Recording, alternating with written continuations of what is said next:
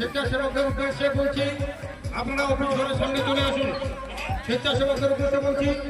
আর দুই দলের অমরলাল জেজেপি ও পূর্ণিমারি জাঙ্গামারা উভয় দলের প্লেয়ারদেরকে মাঠে নামার জন্য অনুরোধ করছি। আপনারা মাঠের মাঝখানে যান।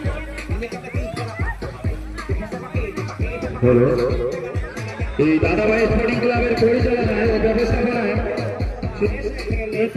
মেমোরিয়াল চ্যাম্পিয়ন ট্রফি ও শৈব কেশবচন্দ্র রায় মেমোরিয়াল রানার ট্রফি এই এক দিবসীয় ফুটবল টুর্নামেন্ট।